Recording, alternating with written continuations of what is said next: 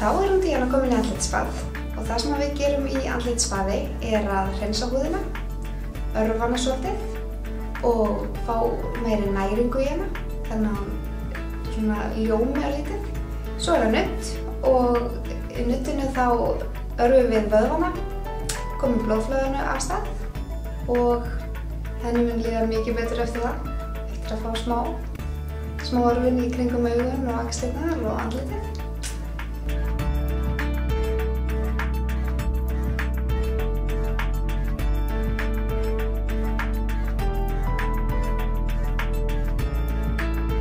Svo setjum við á hana maska og það sem maskin gerir er að hann veitir svona virkni í stuttan tíma á yfirborðinu, þannig að húðin mun ljóma og svona